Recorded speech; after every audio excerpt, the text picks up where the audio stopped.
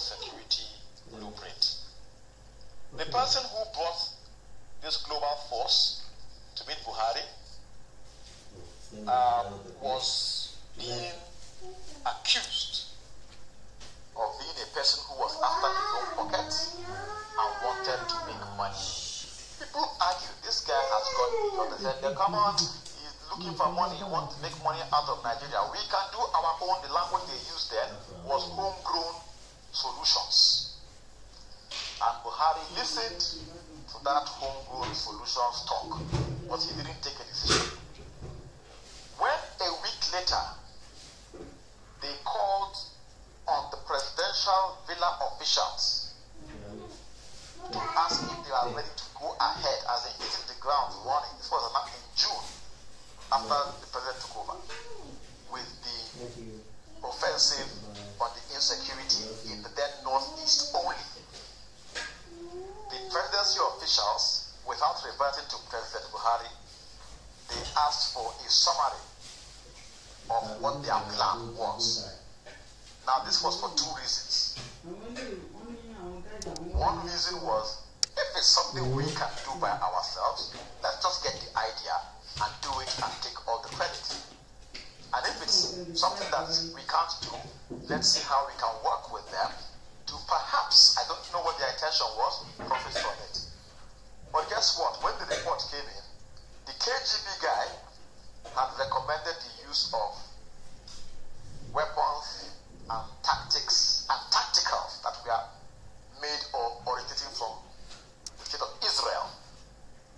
And that was all the hawks in the villa in the early days needed to convince Buhari that they weren't really in support of going with that delivery unit.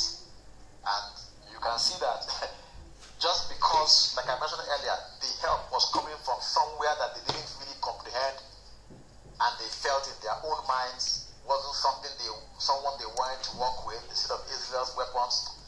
They were able to convince the president not to go ahead with that delivery unit. But guess what? If that delivery unit had been put in place, I think this whole insecurity in the Northeast would have been put out before the end of 2019. So you see, I'm giving you an honest insight and example, Sir Jude, to what you are saying. But prior to that, these people had come in believing that the president was a no-nonsense man who was going to just give approvals and get things done. Pretty much the way Obasanjo did in his own time. They didn't know he was going to rely on a select group of advisors who may occasionally lead him astray. So it's not as if people don't respect him, but they've understood that at the end of the day, he is going to consult his advisors to make some particular decisions which need to be taken by him alone, and they could actually lead him astray. So nobody is disrespecting Buhari, but when you understand the way an organization works, when you understand the way they operate with your intel, because they have long ground, then you're not really keen to go in there and do anything unless you actually are going to get the approval of the president himself. And guess what?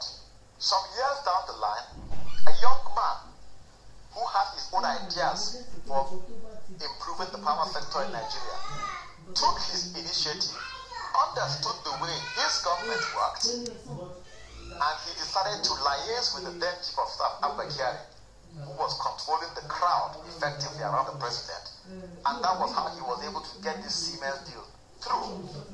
Even after getting it through, he still faced problems from this same motley crowd of people who visit the villa. And he had to drag in presenting Nigeria's own contribution of the local content funding until he could secure the support of, and I'll hail him again for being somebody who is really helping this government efficiently and effectively, the NSA, General Mokono, and got him on board, and they were able to get this Siemens project kicked off after Abakari died, and that is why the cement project is working out in phase 1 very well as we speak. So if that guy, that young man, that ambassador had given up and behaved like the rest of the people on this stage and felt that this country, we won't even have this little hope we have for the power sector's improvement. So please and please, rather than insult people who are still trying to make Nigeria work when others have given up, let's just say a prayer for those people who are still fighting, then continue with your agitation and anti-government stance. Nobody is stopping you. We are all Nigerians, okay? Thank you. Thank you very much. Let's go back to the PCR so we don't go back and forth. Dr. Mo, who's next? Let me see. I think we just have to refresh because between Tyler and Sajud, they have. Anyway, it was very important though because again I can see this, but we have to just refresh and take it because a few more people have come in, so we can focus on the topic of today and give clarity. We have to maybe at this point we can take it from do bottom up, so we can. Okay. Bottom up is fine. Bottom up. All right. So let's start from Jide. Mr. Jide, are you there? Yes, Governor. Thank you so much. Listening to that man, to the last speaker, I was enchanted by his mesmerizing use of words and his oratory skills. But one thing that kept coming to my mind as he was speaking was I wish that the government of this day communicated half as good as it did. We probably would not be in such a hostile situation in the country currently. I am one of those that still believe in the integrity and the sovereignty of that nation called Nigeria. Okay, Mr. Jide. The government has not lived up to its responsibilities. That's failed us in so many ways. But one of the things that the government has failed most importantly on is the issue of communication and the ability of the government to want to meddle in frivolities and unnecessary activities, which might seem like grandstanding when really there are bigger problems. To address the issue of the topic of the room, I think that this is a long overdue issue because one of the things that labels do for situations or specific problems is that it brings it to the attention of many people who normally would not have paid attention, or it gives it the appropriate classification, which means that international organizations, countries, international bodies will begin to strategize on how, even if not how to do it in Nigeria, but how to curtail the spread of the activities of this group outside of the borders of Nigeria. Because even though it seems like there is no coordination or there is lack of centralization amongst these attacks, one thing is consistent. There has been a wanton, insatiable test for blood, murder, and harm on so many people across the country. So this would now come to the fore. News organizations will begin to report more about it. And what I know that will do is that because the Nigerian government by itself is not self-sufficient, they go handicapped different countries or different organizations around the world looking for funding.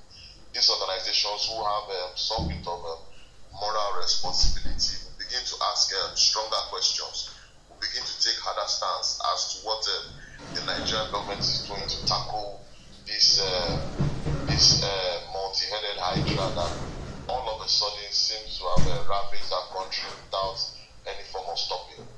I've heard so many people here talk about the government has everything, the government can do this, the government can do that. I disagree with you. No matter your position in government, no matter your situation with the Nigerian security apparatus, because one of the things that is clear is the compromise that has permeated our society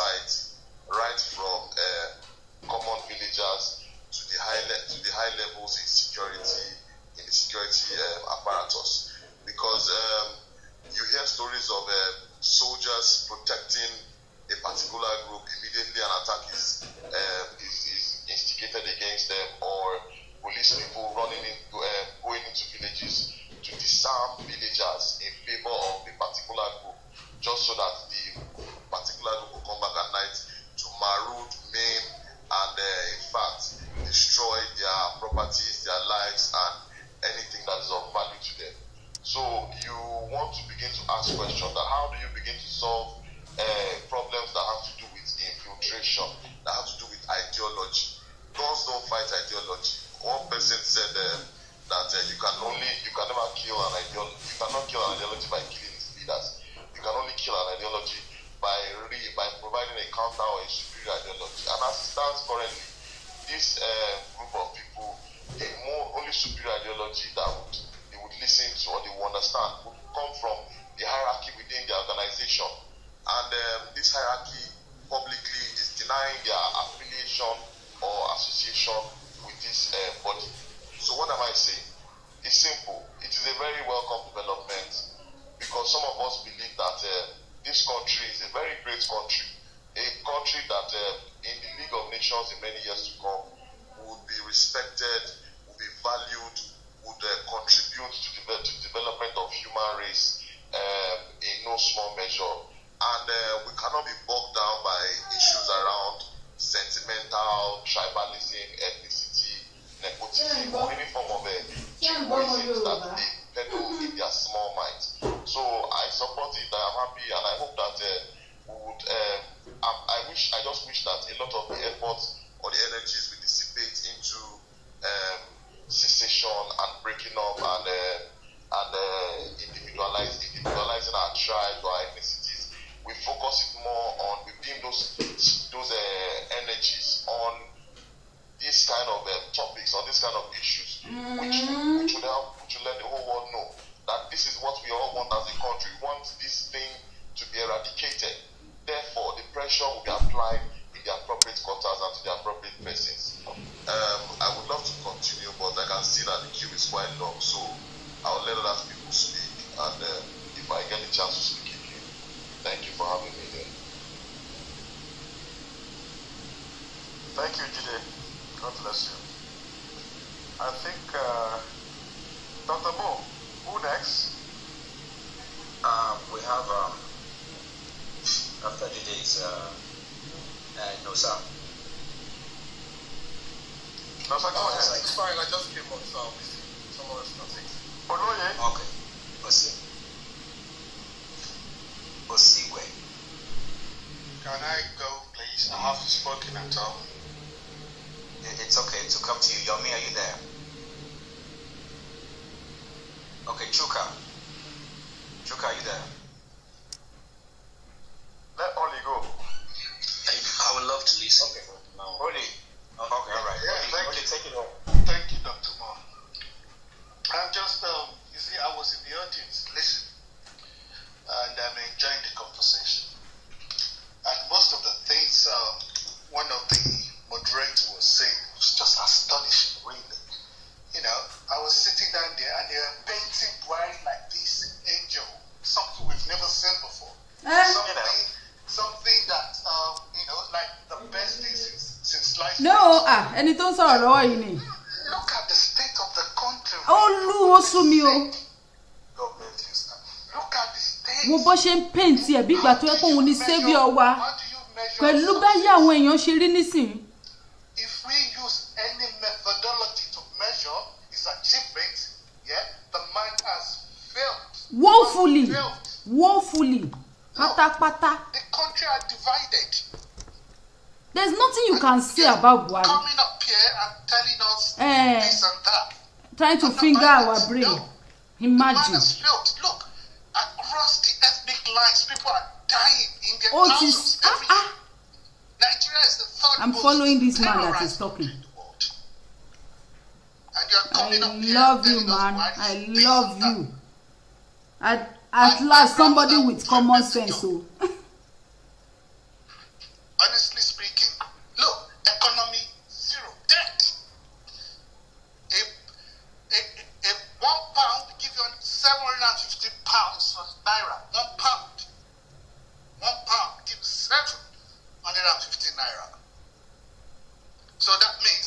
£1,000 is nearly 1 million naira.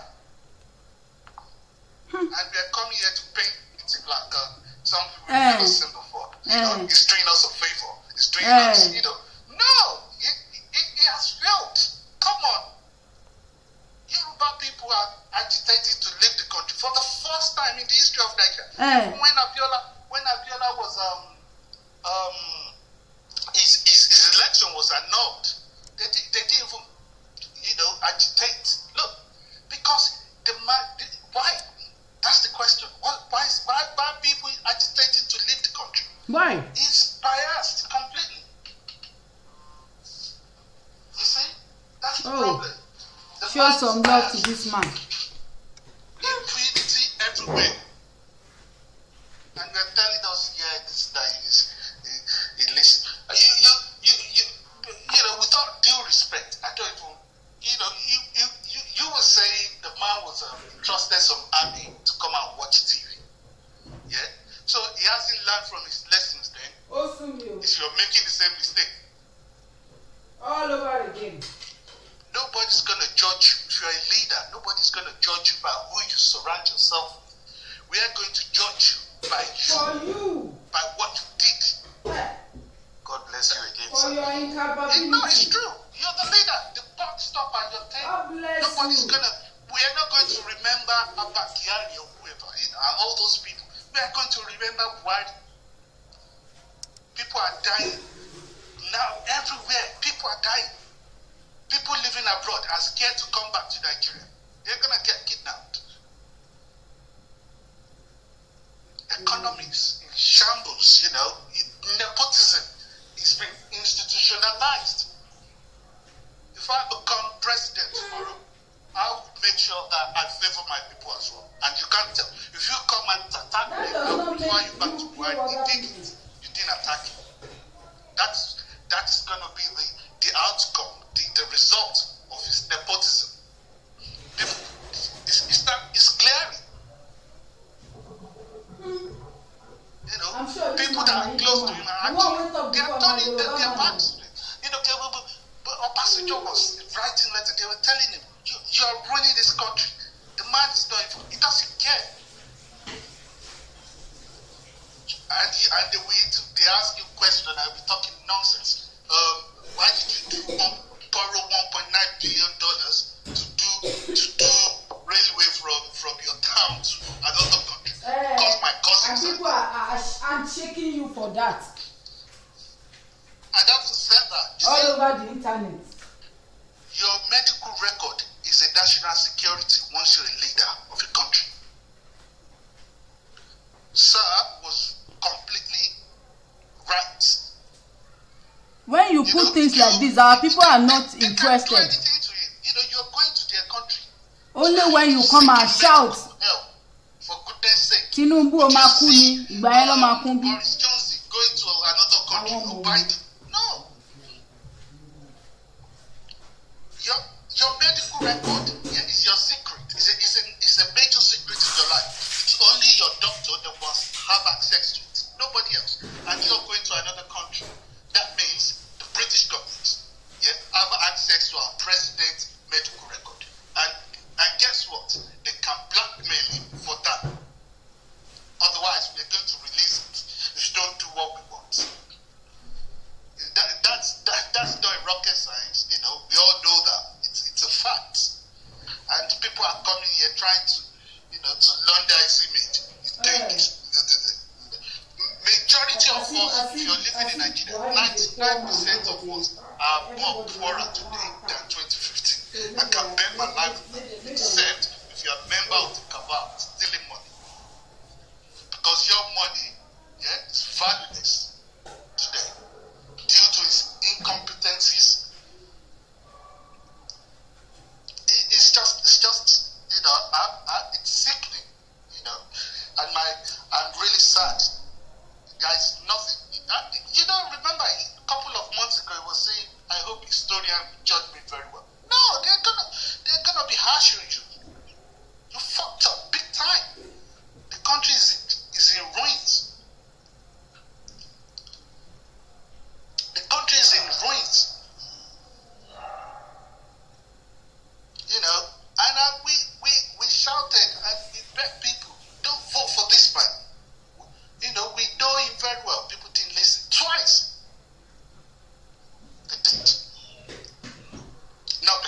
liked Jonathan. It was useless as well.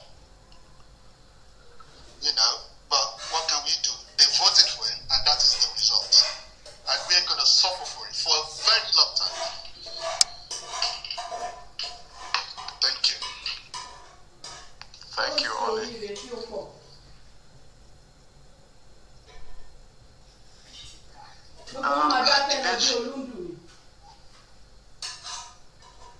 All right, thank you very much. So, from what I've been hearing, I think we've all been trying to personalize the problems of Nigeria. And I think that's one of the reasons why we are where we are at. Everything happening now started right before I was born. By the way, I'm 40 years, 41 years. Okay. Everything happening in Nigeria now started right before I was born. And for some reason, I've been into security for a while, in the past few years. And I just can't place this problem on, let's blame only Buhari for it. As Nigerians over the years, we've made decisions that are haunting us now. So let me give you an example. I consult for a guy who runs a security training company, and way back 2001, he was traveling from Kafanchan to Abuja around 5 or 6 p.m. This same Fulani headsmen that we are all talking about now, they laid siege on that same road and they took everybody hostage for hours until some policemen were coming and they had to run. And they were warned before leaving that that road is dangerous. These guys have turned that place to some milking point, that you guys need to be careful. And when they got there, exactly what they were told happened. And I'm like, if, for example, that story is true, and these guys have been there since 2001 and we did nothing about it, why are we now dying or killing ourselves in 2021 and thinking that we will do something about it right now? Or since 2015, we will do something about it now and it will happen. As Nigerians, we have been docile for too long. We allowed a lot of things go unchecked, a lot of things unattended to, and now we want everything to happen so quickly. We have an army that we've not equipped in over 20-30 years, and you want them to fight in non-conventional warfare and just excel so fast. Things don't happen that way. We have neglected a lot of things for too long. Where Nigeria is now, I'd expected it. Whoever was to be our president at this point in time, whether it's the same Obasanjo or the same Jonathan or the same Buhari, we will be at the same point we are at now. Because these things happening now, we've cooked it long time ago. And we did nothing about it while it was brewing. As everything happening in Nigeria now, as a person, I've always expected it. I have been waiting for it to be at this point where we are at. There's no other solution to it, no other way. Remove Buhari, put Obasanjo, we are still going to be here. Remove Obasanjo, put Jonathan, we are still going to be here. Remove Jonathan, put Tinubu, we are still going to be here. Remove Tinubu, put Peter Obi, we are still going to be here. Put everybody self in Nigeria. There's nothing Nigeria done when we were supposed to do things. The guys that are bandits today, they didn't go to school 20 years ago. That's why they are bandits today. If they had gone to school 20 years ago, they won't be bandits today. The guys that are kidnapping and joining Boko Haram today, they didn't have personal development when they should have had it. The bad thing is that this guy talking doesn't know that the people that are Boko Haram today, they already have the backing of those people that went to school. So my point is basic. This thing should not even remove Buhari, bring somebody else. We are still going to be here. And Buhari will finish in 2023 and somebody else is going to come in. And if Buhari to do something about it, we will still come here and come. I want to believe he's doing something about it. I hope he's doing. I think something is wrong with your audio. Something is wrong with your audio. Do you hear me now? Yeah, but we're having some interference, like some bass and magnetic field around your audio. Sorry about that. Do you hear me better now? It's kind of better. No, it's coming back again. It's coming back again. You want to take care of that when we hold the floor, and you could come back again because all right, no problem. it's actually it's taken away from your message, and I'm quite sure you have something interesting to say. Not a problem. Yeah.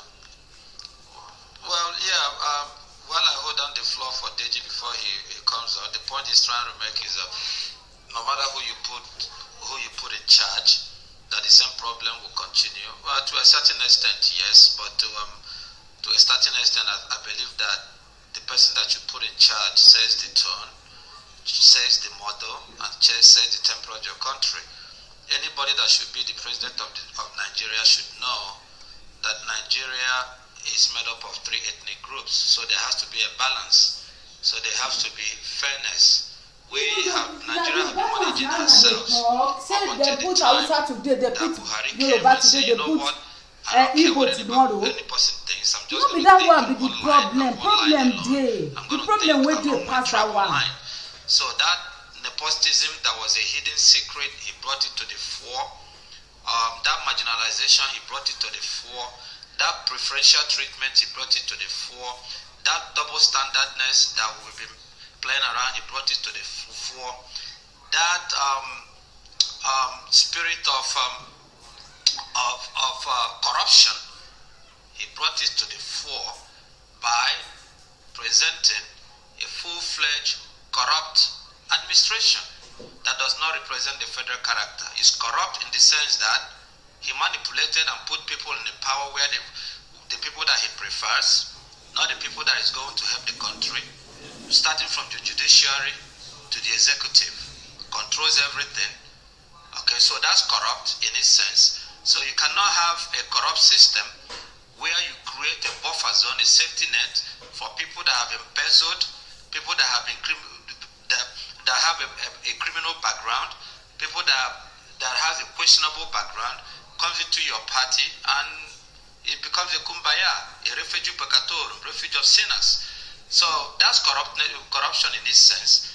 And you can propose to be fighting war on insurgency.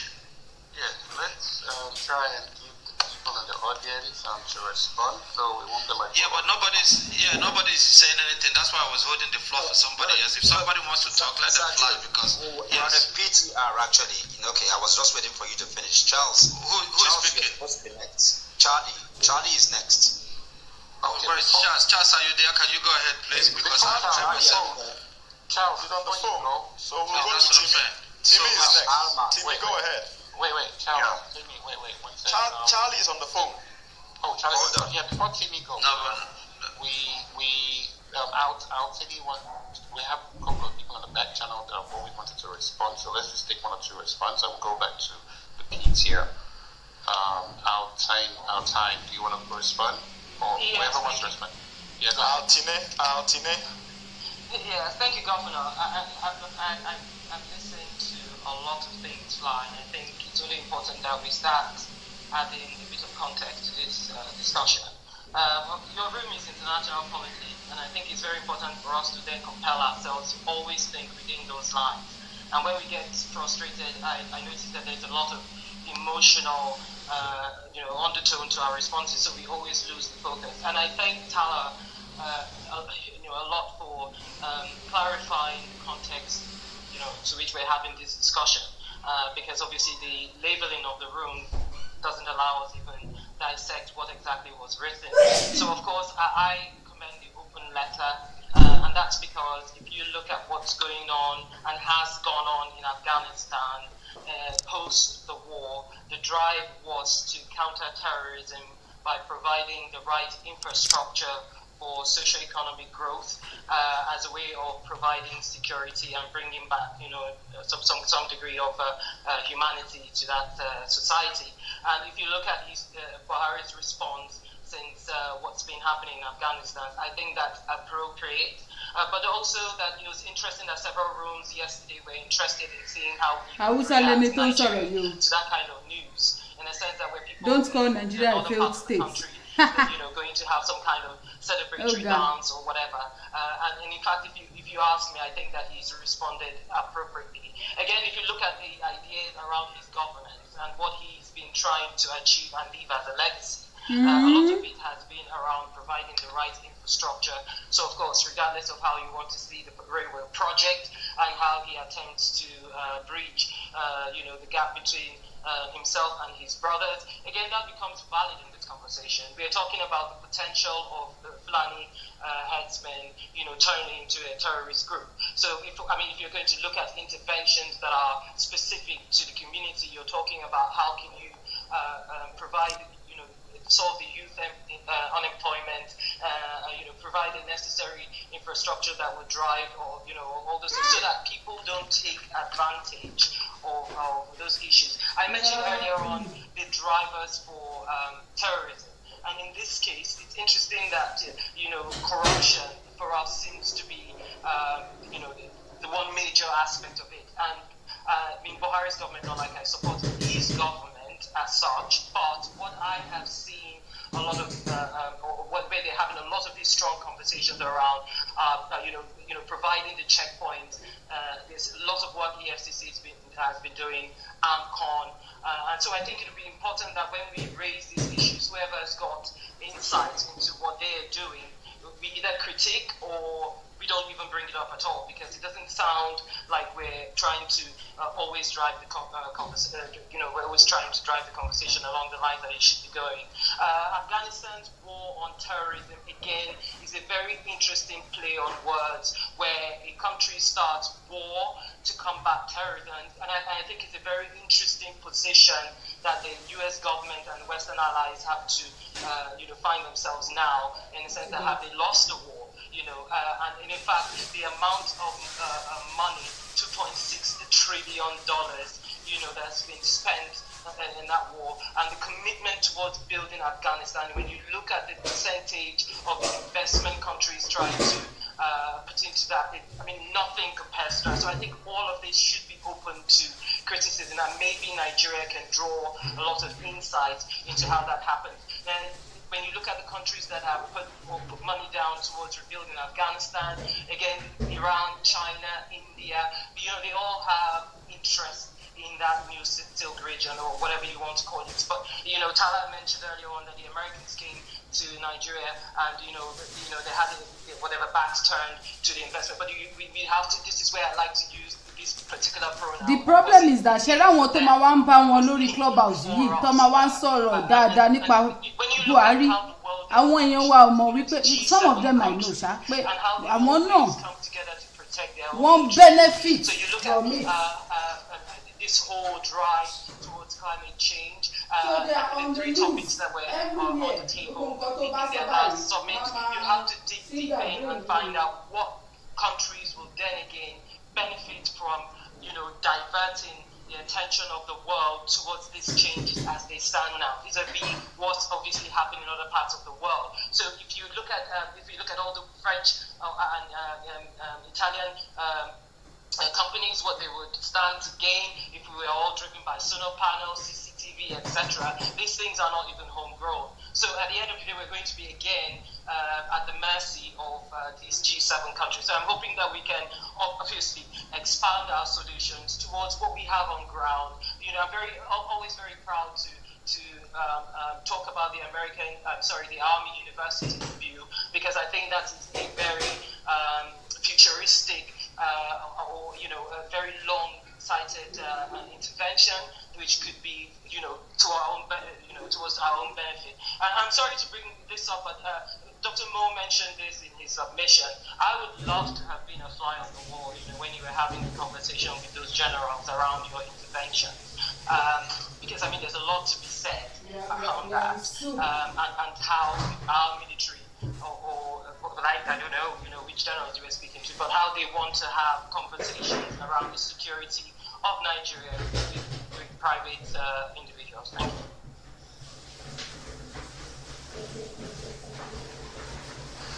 Thank you, Osman.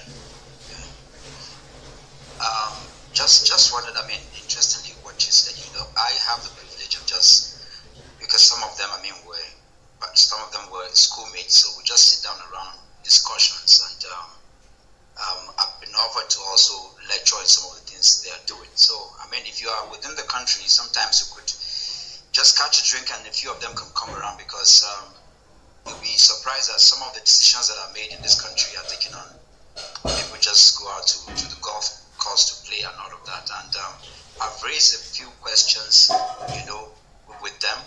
Even the recent statement by the president talking about Africa being the next frontier of terrorism. This is our president, and honestly, following the trend of things, I just know that Mr. President doesn't just want to say it's Nigeria, but which country in Africa are we talking about?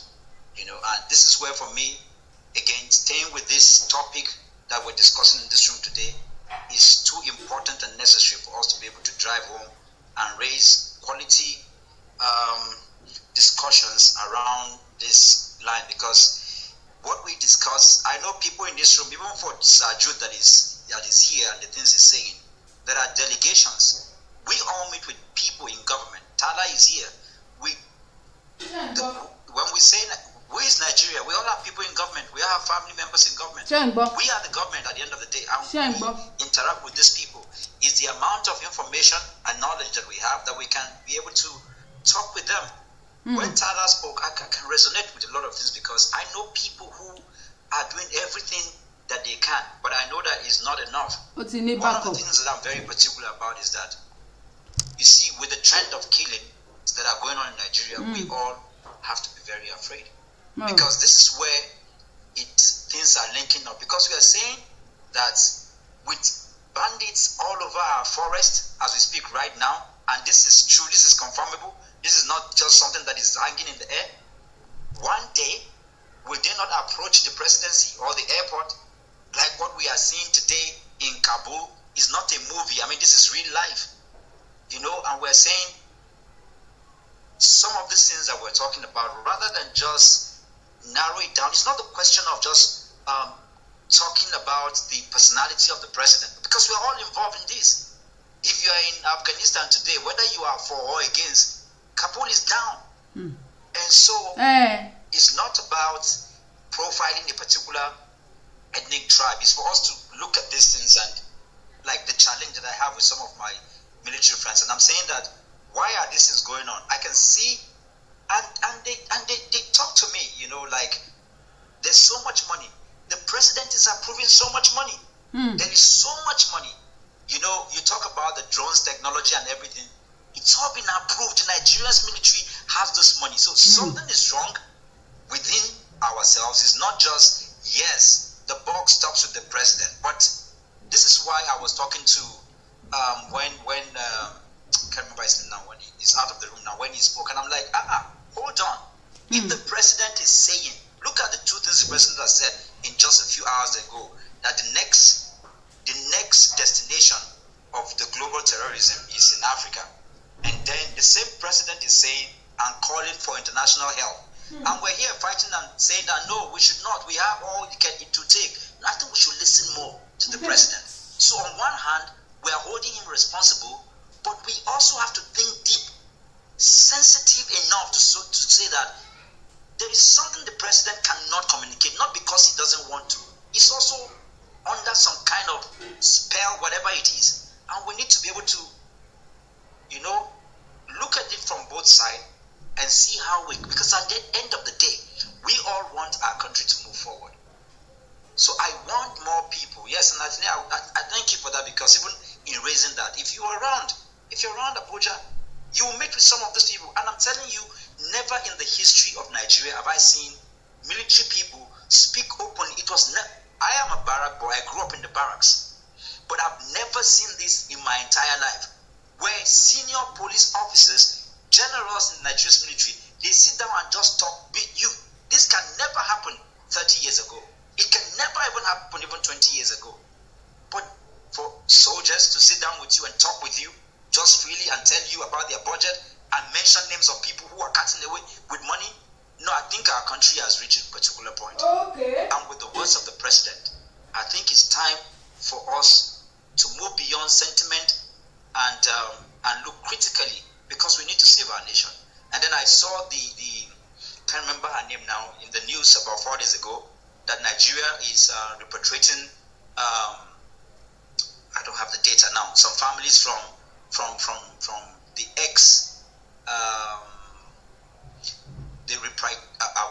I'll get the information right now. It's somewhere in my... The families of slain ISIS volunteers in Libya.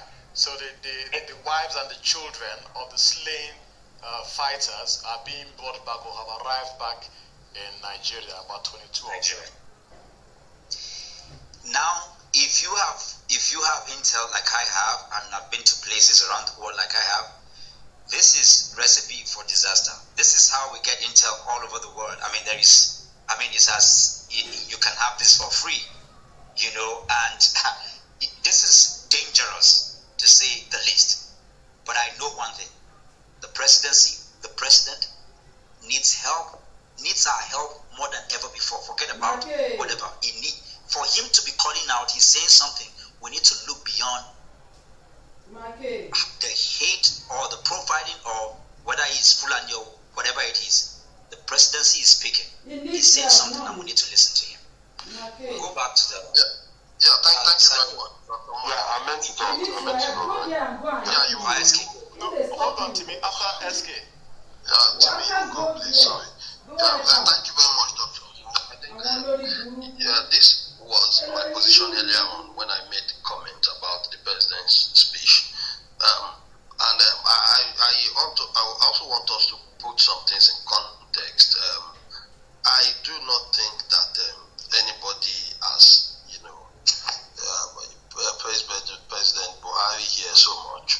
I do not. We all agree that he had failed us in certain aspects. Please mute your mic, whoever is muting the mic. We all agree that he has failed us in certain aspects. But the nuances here was that even while Sajud was talking, I completely disagree with him that the president would not want to speak with Ngozi Okonjo-Iweala. That was why I made comment about the Ngozi Okonjo-Iweala that he supported to be the DG of World Trade Organization. So, I do not agree with that, and it is normal for us to disagree. But I do not think anybody has whitewashed Buhari here. We all stated it clearly that in most of his affairs, he has not really lived up to expectation, and that is normal. And I agree with Dr. Mo about us looking at issues beyond whatever personal or whatever discontent we have for the president. Look, this man gets security reports daily, every day. We cannot know better than him in terms of the security of the country. He is posted every day. And this man is saying that the country needs help. Who else can know? Most of us that are disagreeing that we don't need any help from foreign organizations or foreign bodies. Are you getting the security reports daily to know that? No, let us be factual here. We can ignore the messenger and look at the message. He is saying that the country needs help. Perhaps we need help. We can give him the benefit of the doubt in that regard. And please, on this note, the next person can go. Yeah, let me respond to you on that, my brother. You don't need a record scientist to say that to arrive that the country needs help. We already know that. Buhari doesn't have to tell us that. But the point I keep on lamenting is when he calls for certain help, nobody takes him seriously because we see him and the international community see him as compromised. We can deduce what is going on in Nigeria. Okay, Buhari supports some element of anarchy in Nigeria as long as it's perpetrated by other people. As long as whatever that is going on in Nigeria creates a platform whereby the Fulanis, marauding Fulanis, the nomadic Fulanis could come to Nigeria and settle, it's all right with him. But the problem now is, it is not only the nomadic Fulanis that we are worrying about now. We have ASWAP, okay, we have Islamic State for West African province. We're part of Al-Qaeda that is coming now. With what is happening in Afghanistan, they are going to have a state that is funding them, that is a base. They are the ones that killed the Boko Haram leader. So they are getting powerful, much more powerful. So what we had envisioned, that the marauding Fulanis are going to come in and through the trains, railway line that they built and all whatnot, migrate into Nigeria, we are seeing a different scenario on the ground.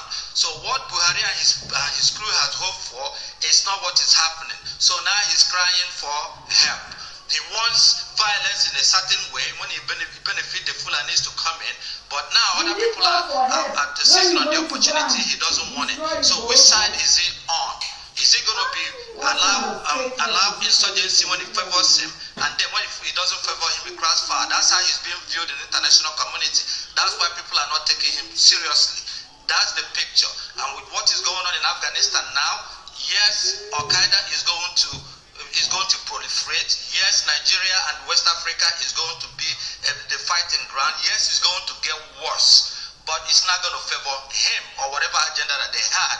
That's why they're crying foul. That's the situation. I rest. Can I talk? Because Timmy, go ahead, Timmy. Many different folks speak. We're going to have to just go down the PTR so before we'll just have to hold back so that people do not leave. Because people are getting back channel. I'm getting back to the people in the audience.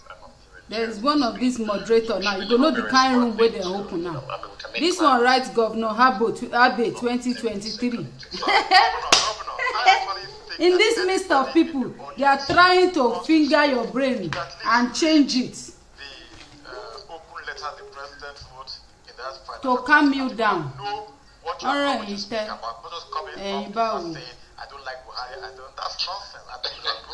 I've told that on this list. We are in a very serious time right now. The whole world. Which one is serious? Where have you been on serious now? If we are going to keep trying to attack Buhari and thinking that we are safe somewhere, that's not how it works. So at least educate yourself on what the topic is actually about and come up and give your own views and insights. Nobody will stop you. Concerns Buhari. So Buhari is the head. Yeah, but people in this room should know that they can't come and talk like children, please. Make reference to Buhari. It's not right. Anyway, refresh the room, Governor, and let Timmy go, please. After Timmy, then we'll take the PTR. Pute Master has been flashing his mic, so please remember Pute Master. All right, Timmy, the Pute Master. But yeah, this is international politics in Nigeria. Follow the club space, click the green icon, and then you can follow the club to get a notification and patent when we have interesting topics. And like we said, like Mr. Tyler said, it's not how many people speak, but the intellect we get. We can engage one another, and then we know the rules. No personal attack, no personal insult or whatsoever. I mean, you can attack the ideology, or you can debunk based on facts or your opinion. So I mean, I just thought I'd just refresh the rules, and yeah, everyone is more than welcome to contribute. Mr. Timmy, we go ahead 3 to 5 minutes. And then we'll take Pute Master, then we'll go back to the here. Thanks for waiting, guys. Go ahead. Thank you very much. I've listened to everybody and before I even talk, so it's not like I have hate for Buhari 2015 or 2014, before 2015 and everything. I was heavily invested in trying to get people to vote for Buhari. I mean, going from door to door and everything. And it's not like it's not like I was going to benefit anything from Buhari's government. Oh, Sumio. I even had more in Jonathan's government because I had the way someone said everybody has family in government. I had family, direct family in Jonathan's government. But still, I was still against Jonathan's government because I felt it was not doing enough to stop the insurgency and everything. Well, now let's just skip that part and let me just start from more recent times. I can remember a particular day I was out and drinking with some military people and everything. Not Nigerian military people, but military people that have been sent by their country to go to Nigeria and everything. And it wasn't difficult for me to find out that they all had a consensus that the Nigerian government was complicit. The last time the Nigerian government invited the US military to come, they came, they did their whatever, and they found out that the Nigerian government was complicit in everything. And if you just open your mind up and just look at it, you see so many ways that this thing Nigerian government is complicit. Someone just mentioned that I read it by the word, I want to say it. Receiving back family members of slain ISIS fighters. Who does that? Even repentant ex-terrorists or whatever. Then you go again, you look at people. Sorry, can you mute your mic, please? Sarge, can you mute your mic, please? Yeah, sorry. are obviously terrorist sympathizers, and the government still protects these people. You see people that will come on Clubhouse and say, oh, Pantami is the best minister in the Buhari's government. This is someone that is openly a terrorist sympathizer. You see, I was going through Twitter today and I saw like a post of one APC member in Kano State or something like that, where he was saying Taliban taking over Afghanistan is a win-win for Afghanistan. Check my DP. It's on my DP right now. Yeah, so you see all these kinds of things, and we that we push for Buhari to become president in 2015 is like we were stupid. It's just like we were stupid because like we didn't see a clearer picture, because we're thinking of a one Nigeria thing. Because I was not concerned about the people in the north. I was like, Jonathan is not doing enough for the people in the north. Buhari might be able to solve the problem, but it's just getting worse. One very important thing we should know is the US government was in Afghanistan for about over 20 years, or little above 20 years. They spent $2.26 trillion, and immediately they left. A couple weeks after, the Taliban just took over again. Like, people should understand, 20 years, 2.something trillion. They did not, the mindset of these people, their ideology was still the same. It was not changed. 20 years, because if you see, 20 years, within those 20 years, there was women's rights. What about human casualty? Wait, that's what I'm also saying. I'm going to point that out. I'm saying a lot of people died. Yes, a lot of people died. They spent money, they spent time, they tried to do everything.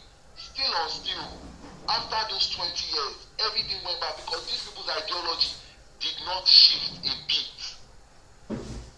Now we come to Nigeria. The same killings, or the kind replicas of the same killings, they've been happening for how many years, and they are still repeating themselves now. Why? Because the ideology of certain people has not changed. If you go to some places in the core north or near the core north, and you see the Aramajiri phenomenon and everything, these people are just, they are like prime meat for terrorism, literally. Someone that has to beg, doesn't know where he's going to sleep, and there are so many. If anybody should indoctrinate them, they will be willing tools in the hands of whatever, of these terrorists. People should look at all these things. Poverty is a major reason why crime is increasing in Nigeria, and the government would not own up that Nigeria is poor. Nigeria is not broke, Nigeria is poor, and that is part of the problem. These bandits the more these bandits and these kidnappers are making more money, more people are entering those businesses because it's looking very lucrative, and the government's demeanor is allowing these people to continue. People should be very careful, because you think, oh, I am this, I am that, it's not affecting me now, it's not affecting me. Very soon, everybody would be affected. Look at what happened in Jos. They first killed some people from Jos and everything, and those people retaliated. This thing is going to continue happening, and people are becoming more brazen now. People are not taking no for an answer. People have been playing the victim role for a long time, and people are like, oh, stop crying. Now they stop crying, and people are ready to retaliate. You think people that are talking of Clubhouse and they are very passionate, and that's the same way people on the ground are. And by the time those same people have access to weapons, they will do the same thing. It's about time people should tell this government, if you are close to the government, tell them, call the terrorist Fulani people out. They are good Fulani people, everybody knows that. But they are also terrorist Fulani people. And they should dissociate themselves from those terrorists, because when the people that have been, people of Benue, people of Jos, people of even Southwest that have been killed, when they stand up, they would not look for who is a good and bad Fulani person. So people that are close to the government and people that are Fulani should now dissociate themselves from these people, to prevent any further calamity. Because we all think it's a very easy thing. We are just here, just talking like, nothing. People that are for the government, they don't want to look objectively. They are just saying, you're attacking Buhari. Nobody is attacking Buhari. Nobody cares about Buhari. People care about their lives. People on the ground don't care about Buhari. They don't care about his politics. They care about how much they pay for bread. They care about how much they pay for pure water. They care about their lives. People cannot go to the farm like that anymore. Scarcity is coming into place. Anytime people talk about, the North is doing this, what's their first move? They'll stop food from coming from the North to the South. Why? They are destroying farms in the Middle Belt. They are destroying farms in the Southwest. At a point, you should stop being like, you should stop holding your party, whatever, because when trouble should come, nobody will look that you are an APC member. Everybody would partake from the trouble. Nobody wants Nigeria to get to the state of Afghanistan. And how can we stop it? Being honest, looking at everything objective, like look at it, like don't take sides. Look at what's happening. And let's find a solution. Stop saying, they're attacking Buhari. Nobody gives a fuck about Buhari. People give a fuck about their lives. People are dying. People cannot eat. People cannot. There's no money. There's no money in Nigeria. People are saying infrastructure. Which stupid infrastructure? There's no infrastructure that Nigeria self-funded. All these things, they are dead. There's no. There's no infrastructure.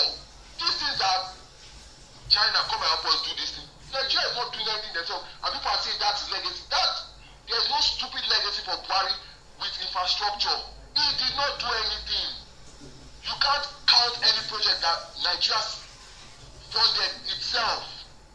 What does it mean? Nigeria is poor. We should address that thing. We should look for ways to create revenue. How can we create revenue? The agriculture that we always stood by, it is defunct now because of Fulani headsmen. Let's start speaking to the topic. Stop being all political and protecting your political structure. Because if we don't handle the issue now, you can think it's a small thing. Within 10, 20 years, where would Nigeria be? Thank you. Thank you, Timmy. Very good outburst. That is appreciated. Mote Master, you have the mic.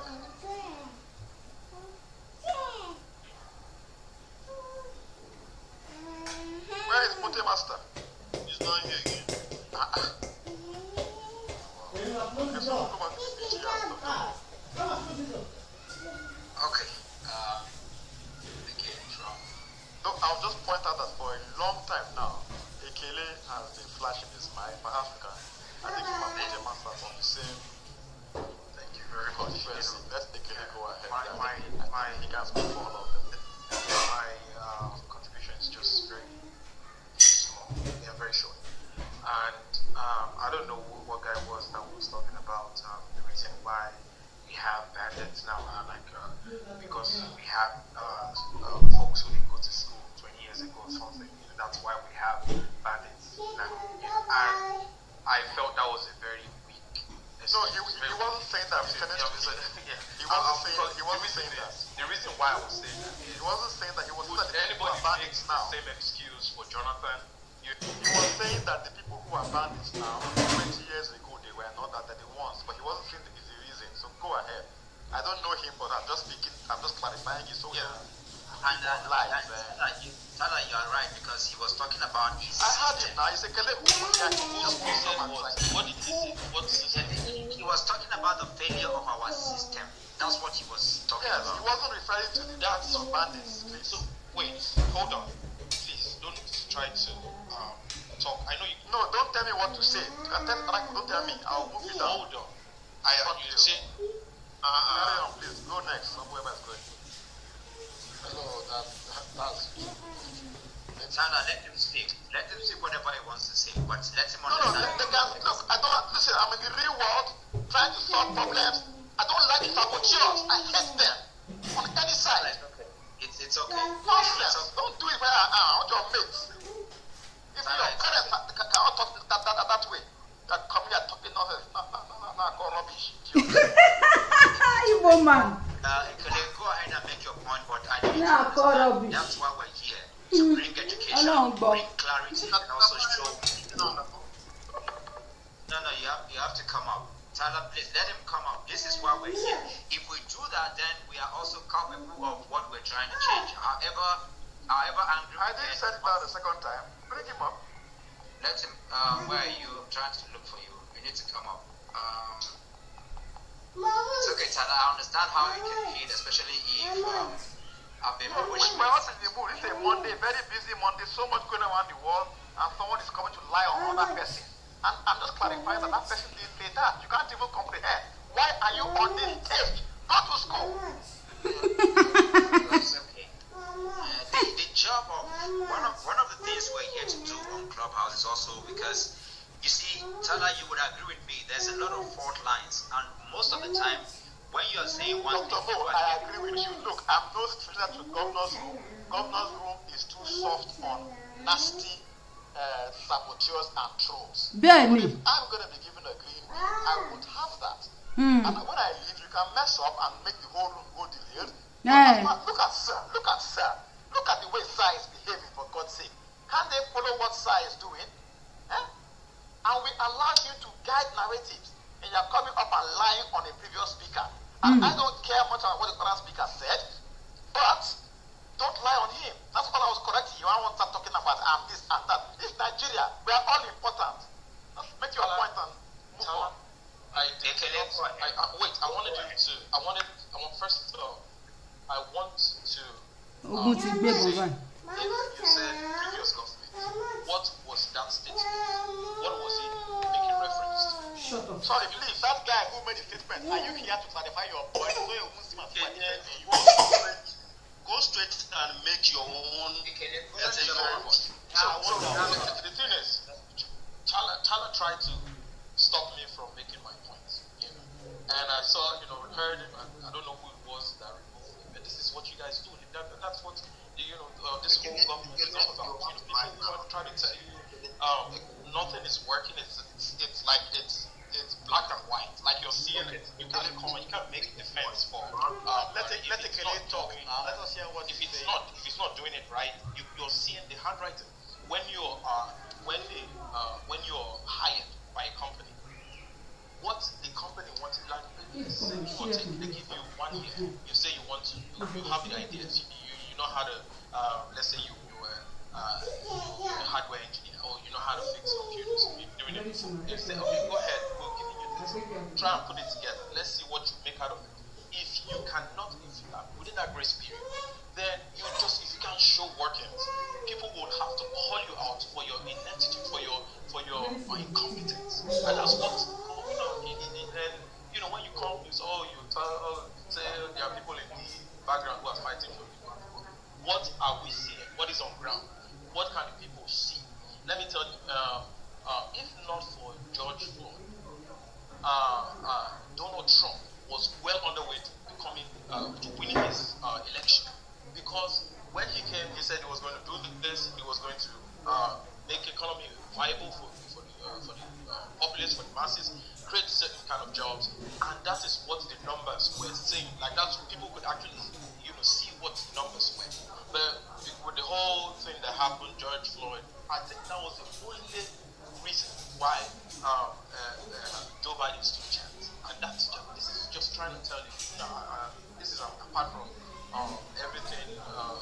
So this guy represents Donald Trump. When it comes to how he handled immigration and we're not immigrants. But what is on ground? What was he able to do? People judged him on that, and that was why he was just well on the way to win that election until the whole thing. They had to make it. It became a racial issue, and that was what made him not get the presidency for the second time. Now, coming to Buhari, before coming into government, he said, "Oh, okay, I can do better than Jonathan. This is my manifest. This is what I plan to do. This is how I intend to give you guys security. This is how I intend to end the program of Boko Haram." 6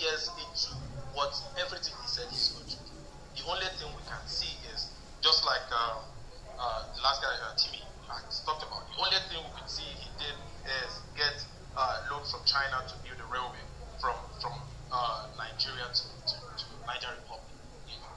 For whatever reason, I don't know. And that's like the only legacy as it were. This is the only legacy I think okay, let's talk about Buhari. This is what he did. Now, if Buhari lives in 2 years' time, what legacy can we say this guy has? What has he done? Divided people. People are now calling for secession. Yeah, I wasn't like this. I wasn't a strong Nnamdi Kanu follower. But with all of this whole division, tribalism, and all that, I get to listen to this guy. And when I've listened to him, there is nothing he has said, that's talking about Nnamdi Kanu that I have not, I can't relate with. That's what's going on in Nigeria. And Nnamdi Kanu, like every other person with different ideologies, what is on the ground? What can the people see? Is a dollar? Is it over 500 naira today? Is a pound over 700 naira today? Is that what the people are seeing? If that is what the people are saying, then that is what you have done. It's not about, it's in theory, what we're trying to do. It's in theory, we're trying to implement it. We're going to do it. And when it comes to showing work ethic, you're not showing work ethic. Somebody's come and make, it's past government that made people not when if you say you can do it, if you say you can fix it, then you get in, fix it. Do what you have said to you. If not, people are going to call you out on that. I release my mind. Thank you. Who is going next? To the extent that just something I wanted to clarify with respect to Donald Trump. I think the poll indicate us that live in America here that what gave Biden advantage over Trump is Trump's mishandling of the COVID-related, the pandemic-related issues. So the George Floyd might have played a role to a certain extent, but it's showing that Donald Trump's mishandling of the COVID pandemic issues is what gave Joe Biden. But then again, I respect your opinion on that. Who is next on the PTR, please? Can you speak up or flash your mic? No, I'm not the person. I don't even know who is on the stage. Most of the people that are on the stage are not Uncle is after Chai. I don't know if he has spoken. Uncle, are you there? Yeah, I'm here. Do you want to say something? Okay, cool. Okay, so Tonte is on the stage. You want to say something, Tonte? Awa is flashing. Let's maybe give it to the person that is flashing that wants to say something. Okay, Awa. The thing is that they don't want to speak, and then when somebody else is speaking, they are complaining that they don't get to speak. Okay, Tonte, are you speaking? No.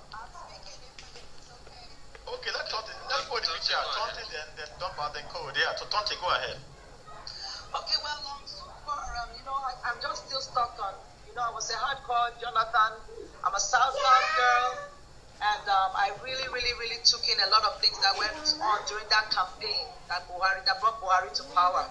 You understand? And I was so disheartened. That was the 2015, yeah? Yes. I remember things like as it was clear, and I see people like GBOGBO, a lot of Yoruba people made a mockery of that good president. Yeah, it wasn't perfect, but at least he had things to show, for his presidency, and the way things have gone. So I'm just stuck on that part of where, we are here now at this place where everybody wants to secede, the tribalism is strong, and I tell you the truth, until we tackle that thing about tribalism, whether we want to go to Yoruba, Igbo, whatever, because that same attitude, hatred is still going to go along with everyone. You understand? And I'm still stuck on Asians. Good Lord saying, there is God, because truly there is God. You see where we are now. Evil Nigerians, you deserve everything you love that is happening to you. So take charge. Because if we're going to push forward and learn from our mistakes, we will keep on regurgitating the same garbage over and over again. Buhari never had anything to offer to us. He's never had a single book out, and never had a single project he had done in his retirement. And we brought him on because he said corruption. Have we really learned mistakes? I don't think so. You know? So I'm just sitting back and just watching all this stuff unfold, you know? All I know is that when it comes to Nigerian affairs, I hope that we can take care of our own and protect ourselves, because at the end of the day, I'm still a minority. And I know what is going to happen when we still keep on advocating for the things we're advocating for now, because you know what? We don't care about people. That's basic truth. We do not care about people. We never have. It's what we can gain. And I keep on talking about that. If we're doing nation building, we need to change our beliefs about how we do things, our systems, our mindset. And if we think we can run away from that, we're wasting our time, because we're going to be facing the same shit ahead of us. It's not just about too much. Let's just start talking about the basic things, like what are the things that we do that cause bigger problems for us. That is just my belief, and I'm ready to find those kind of rooms that are ready to talk about mindset, things, how to change things, mindset. I'm ready to put my money behind such projects, because if we do not change how to do little things, the big things will always be there. I yield my mic. Thank you.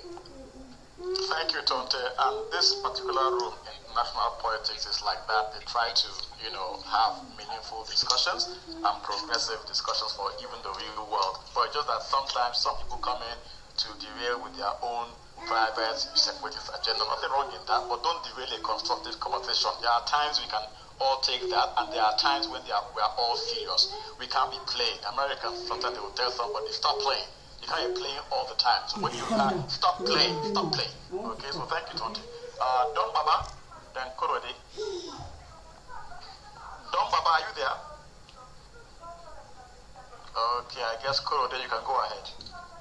Korode. All right. Good day, everyone. Thank you for the time. So, first about Buhari's call for help from outside. I'll talk. I heard, I think it was Tala that said that it's calling for help in the area of infrastructure. Be it infrastructure, be it military, whatever area is calling for help from, the people that are going to help you are going to look at you and will see what do they stand to gain from helping you. And like Sarah said a couple of times, the country and the president of the country is not respected, is not being taken serious by international community. And I don't think that help is going to come. And if it's going to come, it's probably not going to favor us. Now, and I'm not sure that infrastructure alone can solve the problem. So if the help is coming, even if they are helping with infrastructure, they would actually get involved militarily so they can protect their asset. Now, if an America who has done to Afghanistan what we have seen the past few days, I mean, we're talking to Western world, America, the United Kingdom have to be involved. They must be involved, except you go to China and strictly China. Even with China, they still will get involved one way or the other. So an America cannot really get directly involved to profit us. I don't think that was going to happen, because what happened in Afghanistan, I would say it's probably a deliberate mistake. I don't see a reason why they would not have the intelligence to know that before America leaves Afghanistan, the Taliban would take over the government. I don't think they wouldn't have that intelligence. So I would say that, I mean, every country America touches, saying they want to help them, and they get involved militarily, they leave the country devastated, destroyed. Iraq, I mean, any country, just name it, Kuwait, any country at all, they leave them destroyed, worse off than they found them. So I don't think that the way of American support is going to help with that, especially when it's very, very direct. I mean, you can support us in some other ways, with us, like that, yes. Now, as regards our own problem within, there is no way we're going to talk about the problem and not talk about the person of Buhari. Now, I really don't like talking so much about, about a month month ago, I decided to just stay off Clubhouse because what we do every day is argue, debate. A lot of times we look at things from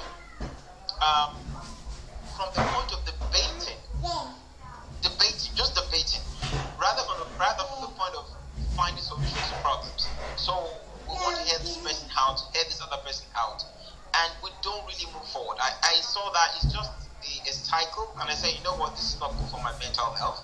I left. And I came back I've just been coming the past few days. I'll just come, just spend about 10 minutes and leave, like that. And I haven't really seen so much change. But in all fairness, I must give kudos to some of you guys who held some meeting. I was on a club, I think, last week for about 30 minutes. And all about it mentioned there was a meeting held for hours. And some of you guys came up with some code of conduct, which I applaud. Thank you so much for that. Thank you so much. I mean, it's a step. But generally speaking, we still are in that, we still are using that style of just debating things. And unfortunately, when somebody comes up with a solution, unfortunately, you will most likely see some other person that will say, oh, it's not going to work, without even having done a proper analysis of that solution and assessment. If it could work, okay, it may not give us exactly what we're looking for. Maybe it's a short-term solution. Maybe it's a middle-term solution. Maybe not long-term, yes. But oftentimes with short-term solutions, KJ mentioned something and before it finished, somebody had said that it's not going to work. And he was talking particularly about Igangan. And I don't know, I can't remember who responded. But what I'm saying, generally, I would advise for those, somebody's microphone is on, please can you kindly mute? I would advise for those who may see things in this perspective that it is high time we started maybe having some syndicate rooms. This room is meant for one Nigeria. Separationist idea. Just sit the fuck up. Separationist idea, we don't want to listen to it. Because what we're discussing here is about one Nigeria. Oh, this room is about let's go and fuck in several ways. So if they're coming with, we want to support Buhari, just get the fuck out of here.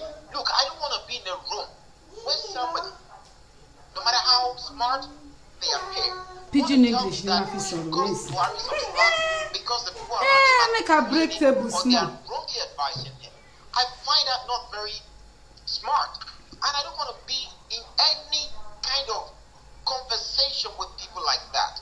I want people who want to look at the problems and face it head on. And another thing we need to, I'm talking about us here because I can talk this is a solution that I just brought, but because you know what, when I do that, somebody else will tell you why it is not going to happen. So I don't want to waste my time on that.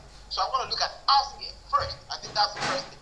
So another thing we do is somebody makes a submission. You've not even allowed him to give his premises. You've said, oh, you are talking fallacy. Can you please stop it? It's important that we are very logical in our argument. The gentleman, sir, mentioned that Buhari would not allow an Ngozi-Okonjo-Iweala, a female, and an Igbo woman be on his board. And another gentleman was already saying it's a fallacy. Can you let him learn? Can you let him prove his point? It could be wrong, it could be right. Can you let people prove their point? And if they give a premise for whatever they say, let's address the premise. Don't come and then use another. Is the premise valid? If it's not valid, then let's trash it. But if you come and say, you could be right, your own premise could also be right. But it doesn't necessarily mean it's going to overturn, it's going to directly counter the other argument. It's important. I don't know so much about logic and argument, but the little I know, I think a lot of us, including myself, we need to do better in the way we argue. Somebody needs to come and teach us logic. Somebody needs to come and teach us how to argue with sense, with intellect. A lot of people, I've seen a lot of people, educated folks, doctors, come here and talk trash. Because of emotion, because of sentiment, talk trash. And because of that, they are pulling all of us back on Clubhouse. We need to move forward to providing solutions to problems. We need to discuss things, have syndicate sessions. Let's have it. It's no problem. I don't believe in one Nigeria. But if you want to believe, you believe in one Nigeria, when I get there, hey, dude, please don't talk about a Yoruba nation here. And I respect that. So that we focus on going forward, not every day. One Nigeria against Biafra, one Nigeria against Igbo, Buhari against. Can we just stop and move forward? Thank you. I yield the mic. Thank you so much, Korede. Very well spoken. Your points are noted enthusiastically. Awa, are you there? You can speak now. Yes. Tala, sorry, Tala, hold on. Korede, that was fantastic. But again, I would say that when you say, and I need you to stay with me in context, so it's not a respond back and forth. What you did was excellent. But again, you're rounding up by saying you come here to talk trash, all kinds of people. You said something that was very important, but again, you are undoing. Messing it up, yeah, but ignore sometimes. Awa, go ahead, please.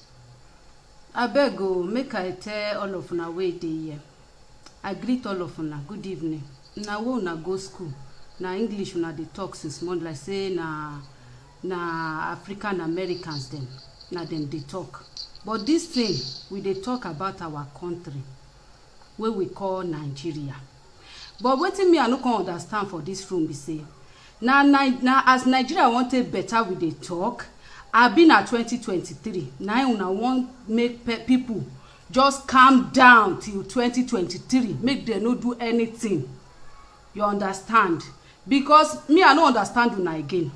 We dey talk about how Nigeria has failed, how Nigeria has not been, successful, how everything don't turn upside down. We be say people they die, people we don't die self come better, people we still dey inside that Nigeria they live, and una dey here una dey speak English. Okay, now that one aside, we won't talk about the current situation now. Buhari talk say he need help from me. We have been Nigeria, we are never even for once since where they don't bomb me, Nigeria never do me anything good. The only thing will be say I never die. You understand? Okay, now Buhari needs help, but he no need help when he go kill people where they protest for answers. He no need help. Oh, the time where people where they talk say Nigeria no good again, make we come divide Nigeria. Now he no need help to go carry Igbo for house. He no need help to detain Showore. He no need help to detain Nnamdi Kanu. He no need help to detain the 13 people where he carry for Igbo house, to keep people for Igbo house. He no need help. Now, wetin he can need my head for? Una dey talk say make all of us gather our head together, make we help Buhari to help and do wetin to finish ourselves patapata. I been a waiting. Because me I no understand wetin we help Buhari for. Me I no go school, make una explain, give me where. Because now una dey talk, some people they talk like say okay, the way then they say talk self, you go understand say they still dey interested and they no want make their only pot break. I don't know person for where for wetin that they call her for Abuja. I don't know people for governor wetin happen wetin that they call the senator house, governor house. Now know the Oyibo way now they call them. I don't know anybody. I'm helpless like normal Nigeria citizen. Okay, now Buhari can't stand up now say he need help. The time where they bring the loot where Abacha thief carry and come back, he no need help to take disburse and spend them the way where they like. Go carry fighter jets come like say war dey Nigeria. He no need help that time. The time where people where then dey government with them, they talk say snake. All of us no die for that country. Now there we do. Snake carry money chop. Monkey come, he carry money go. Wetin they call am? This elephant come, he carry him own. Nobody where they don't catch for these people put am for jail. But the people where they talk say this thing where they happen, e no suppose be like so. E no suppose they continue. Make people talk. Now they no need help. They born do them. Boko Haram dey there. Fulani S-men dey there.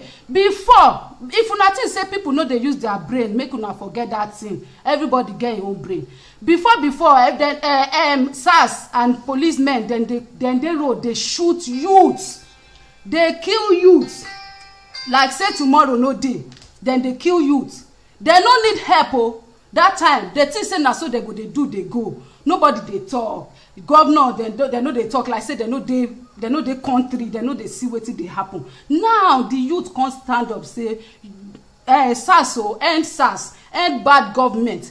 Instead of them to listen and end the SARS, end the bad government, they end the youth and keep them quiet. Now the youth no fit do am now. Some people stand up say we want Biafra, then pursue them. Abi una no dey here when Buhari dey talk say he go speak language where agitators understand. Why no fit speak the language where the help wey dey ask for understand now? Because me I no understand o. All this Oyinbo wey una dey speak for here, una just dey here dey speak the Oyinbo. Tomorrow now, wetin go happen go happen. Shebi na here una dey sit down there make una speak, and the people wey dey wait for 2023 dey speak am dey go. Vocabulary na una mouth e finish, e hand put. You understand? Even Oyinbo when get Oyinbo sef, they no sabi speak pass una. Reach una. I hail all of una. Thank you for trying to finger our brain into something that is impossible. Esheun. Thank you, Awa. We don't hear you. We don't hear you. We dey feel you, eh? Wetin I want talk be say, the point be say, leader of Nigeria, Buhari, he don't mess up, no be lie. But room we will fit take repair within the ground is still there. If you still get the strength or the power, if you don't chop rice for morning small, or you don't chop with the chop now, I don't know, sugar or something for morning, get energy. If you still get small power, and you believe say, you fit even just say 10 minutes or 5 minutes prayer, say make God help this country or help the president, that won't help my help. But the help we President Buhari they ask, maybe from Nigerians, we don't suffer tired. Now from those waiting for abroad, those powers, governments, where they always help other countries, even themselves. Even most of the time you try. Let me comment síbẹ̀. Àwọn wèrè wọ́n lè ká àlọ́pọ̀lọ́ ni. Ṣebí tí bá sọ Yorùbá gbogbo wọn ò ní gbọ́, wọn ò ní understand Yorùbá, but pidgin English yẹn gbogbo wa la gbọ́. We want make them help am, but them still dey because them think say this country still be better because no matter how Buhari dey there, we dey worship God and God pass am and God pass man. So God fit help us. Say make the help where we Nigerians need, make it come. Not even the help Buhari do, the help where we Nigerians need. But as far as say President Buhari, now him the whole world they look say now he be leader of Nigeria until he come in 2023. At least make we just say make them help him. So Nigerians, even though we know reach us, make themselves get more help because this life no one person get them and no be anybody make himself. My God make us all, but I hear you.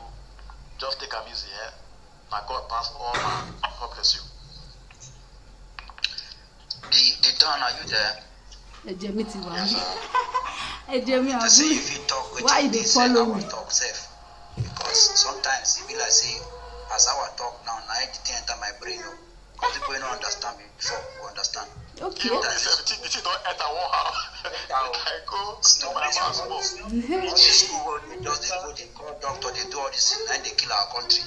Don, if you follow that way, it be like say, we don't near where they go. Oh yeah, the microphone, now you get that now. Okay, thank you. Basically, I'm not going to speak like that anyway. I'll speak regular person. Which one be regular person again? Broken, not be regular. Which one? Ataya. Carry on. No, Allah. I don't think I can speak pidgin English. I'm just not in the mood right now. I think politics is serious. She was very serious, so she was very serious. But yeah, just carry on. Yeah, okay, no problem. Basically, it's this. You understand? It's the article that Governor screenshotted on his profile was a 2015 article. You understand? And then the reference the number of kills from 2013, which were about. Hang on. Sorry, it was a 2015 article. Yes, the screenshot was a 2015. Not today. Okay, carry on. Okay, so just to give you a heads up, I didn't even know. So then, and then the second part is. He said he calls for help. He calls America for help. I checked online. I've not been able to find the link. No, check Financial Times of yesterday. I sent the link to Kadi. I sent the link to Dr. Mo. And I think Dr. Mo can send you the link. He wrote an open letter to the Western powers regarding the fall of Afghanistan and Africa being the next hotbed for this. Before Uncle, was it not part of the project? It's part of the project. Increase the existing help and to helping to invest in infrastructure to help reach remote communities, which is where most of these people who are disgruntled are being recruited from. So it was yesterday's article in the Financial Times of London. You can check it there. Okay, thanks. Kadi sent me a link. Cheers. So go ahead. Okay, yeah. So basically, it's I understand that everybody seems to be thinking that the problem lies with the president only. There are a lot of bottlenecks that the executive arm are facing. I'm not telling you they're competent. There's a competence problem. There's also a motivation problem, and then there's the problem of Nigeria, which is most of the problem, which is the fact that us as Nigerians are giving up on our own country. So I'm using, even though yes, the topic is about him calling for help. Somebody has already said what I was going to say. The mistake Nigeria will make is to allow America to have boots on the ground in this country. We will never have peace till we die, because those guys have a way of destroying countries. So somebody already said it already, so I don't need to necessarily repeat it. What we don't have is, we have depleted armed forces and we have underfunded police. If you correct those two things and do it like properly, to say, okay, even if every other thing is failing in the country, our armed forces, our police forces, our paramilitary outfits are working optimally, these problems that we have will go away. And then we can now face the problem of the economy and then all the other things, the infrastructural deficit and all of that. So, but so when they come here and then people keep talking about, why are you killing Sunday Igbo? Why did you kidnap Nnamdi Kanu? Why have you not faced Shekau? This and that. Those are things that, first of all, my own opinion is I don't understand how somebody can supporting violent people and be claiming that there's a reason for it. It doesn't make sense to me. And if you are a Nigerian and you believe in that kind of thing, then good luck to you. You are part of the problem. Now, that's the truth. If you think like that, you are part of the problem.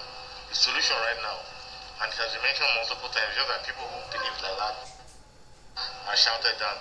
Somebody already mentioned here already, a lady was speaking, I wasn't looking at her name. We are inhuman in Nigeria. The average Nigerian is inhuman to himself. And simple things that, you don't necessarily require, punishment for you to do the right thing. We don't do them. Like, joining a queue, allowing people to enter, a building, just because you're the security guard, you make people stand outside for 2 hours. You go to the airport's around you. Your bus stops, same problem. People just drive anyhow.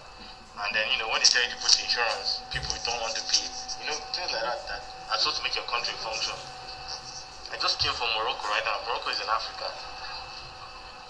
Police checkpoint, they don't have guns. They just, people, when they get to the checkpoint, they slow down to 20 kilometers per hour and pass slowly. Police don't stop you and tell you anything. They are 24 hours light, no potholes on most of the roads.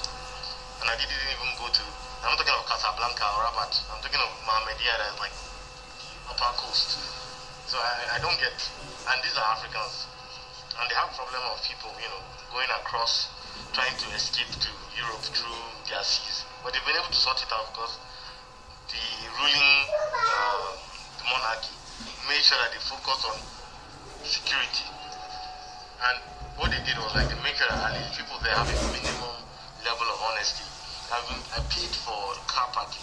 I didn't know the amount, and I gave the guy over the amount. He called me and gave me my change.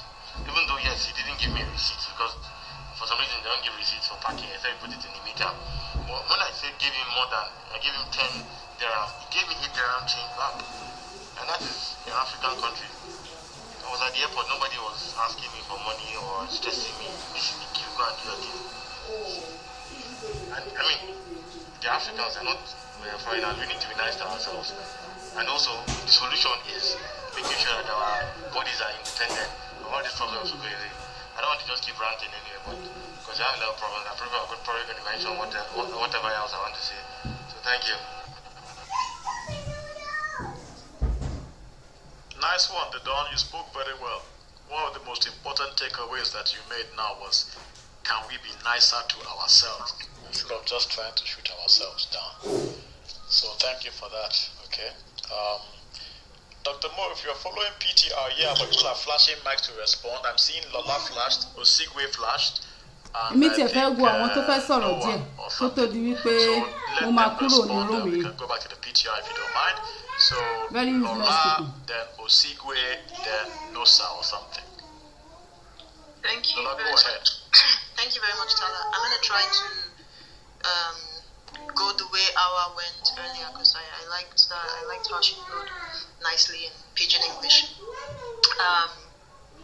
Just going back to the fact that the Buhari administration is having this outcry, I'm actually surprised to see it. Please unmuted. Kindly mute yourself. I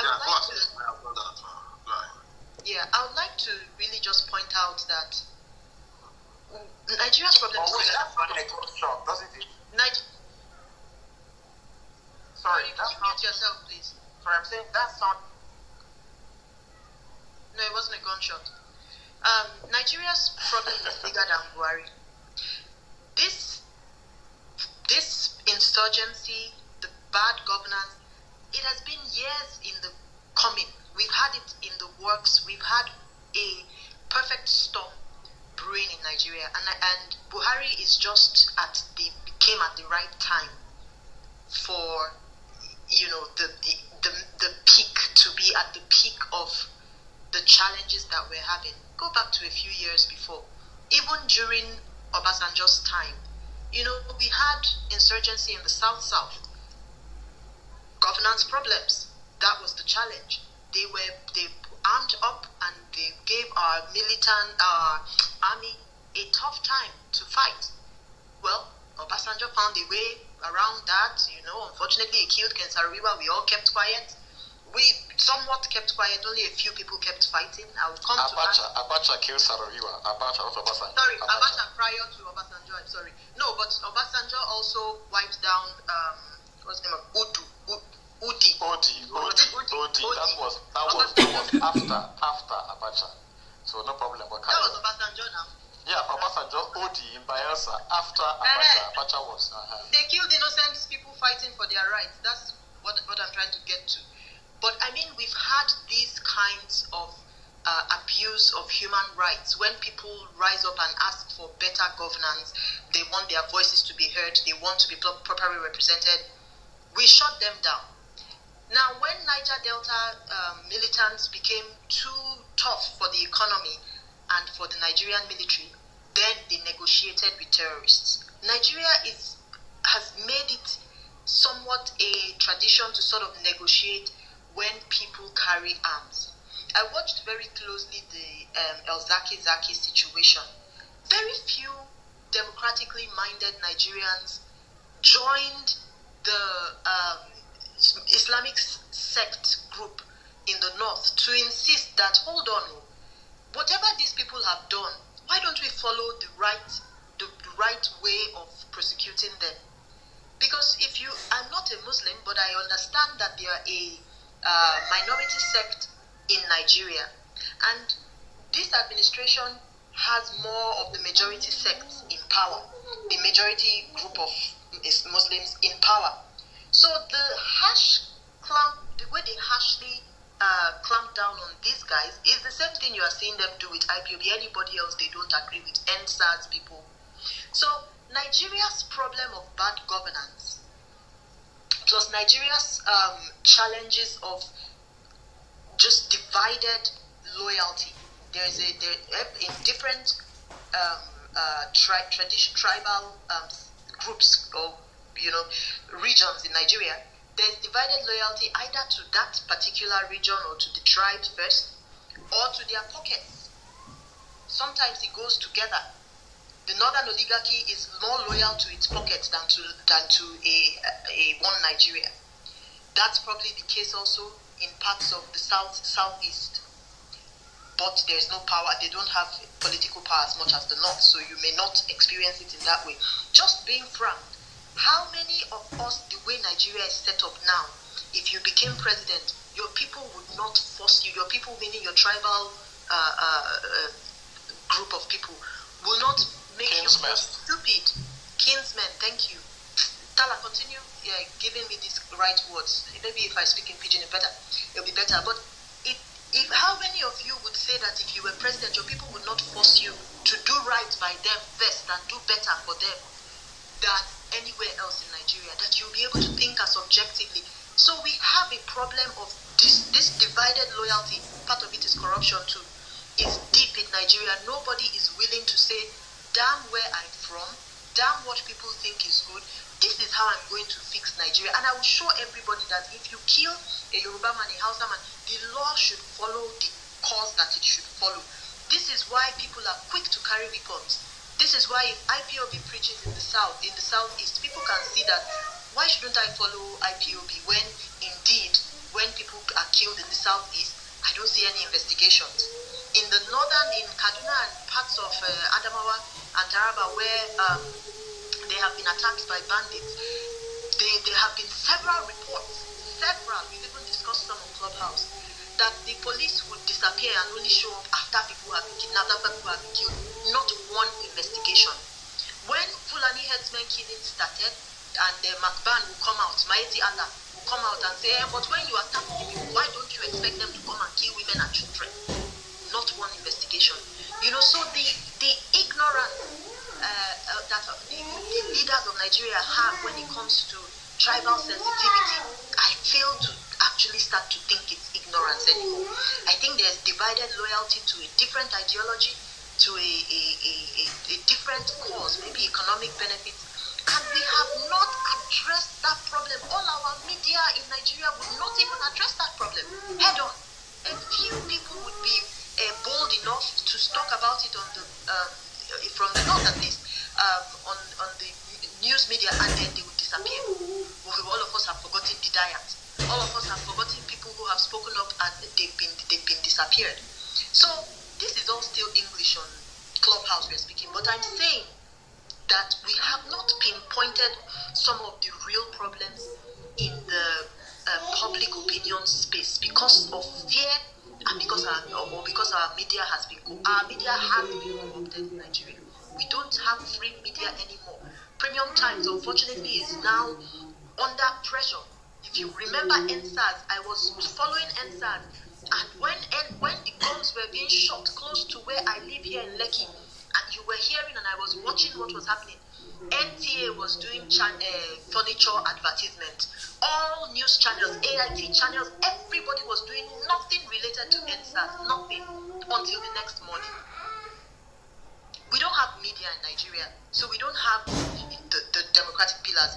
So our problem boils down to a few things that the last speaker talked about: lack of motivation across government, competence, divided loyalty, and I think our civil service, we don't have a civil service. We have an organized crime syndicate in our civil service and in our government. That's what we have. And until we start just calling it as it is, because the international community, at least for civil society, they still call Nigeria a democracy. And I've always said everywhere I get an opportunity to address them, that is the biggest disfavor they do, disadvantage, or the biggest bad thing. Disservice. Thank you. That's the biggest disservice they do. Because for as long as they call Nigeria a democracy, they don't elevate Nigeria to the point that requires particular kinds of interventions. Not that we need their intervention. And now I come to what the last speaker said, which is America goes to countries to destroy them. No, America may go to countries and things may not work out, and then they leave and the country is worse off. No, America didn't go there to destroy them. The countries allowed themselves to be destroyed. And once they've allowed themselves to be destroyed and America comes, it exacerbates things, it makes things worse. We've seen it with colonialism. We are the ones destroying ourselves. If we have to fix ourselves, and we have to start identifying the problems, and we've started to talk about that on Clubhouse. But now I want action. Thank you, Yami Elizabeth. EJ. They want to use the agitators for their own plans. Because many people might be here, they want to take action. Okay, what action do I take? You want to do something. What exactly should I be doing? There are two lines of thematic areas that we can take action in. One is around values. We don't have values anymore. our values are broken down, and the last speaker said it well. We are wicked to ourselves. Even the poor man is telling another poor man, don't come here, don't you know it's rich people that are here because his guy is giving him money to eat.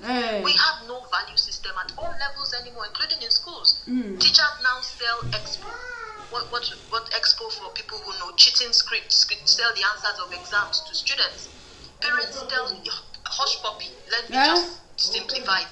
Hush puppy has how many million followers on social media. We have no value system anymore, and that is greatly connected to our failures, whether we like it or not, because we pick leaders based on those warped values. So if you are looking for where to help, how to help, that's the first thing you can start to deal with. Call out your church people, call out your mosque people. When your church people say come and pay tithe, and you see half of the people in the church are hungry, they can't pay tithe, and the pastor is driving, buying new jets, call them out.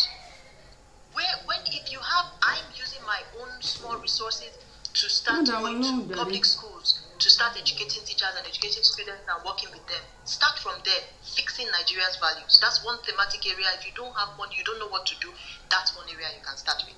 The second place you can start with is you can go to the other thematic area. If you don't have the resources, that's not your interest area to work with values. The second area is I'm leaving these people. Mama máa ń gbé wọn wálẹ̀ nǹkan pé kẹ́ wá gbọ́ nǹkan tí àwọn youth yín sọ.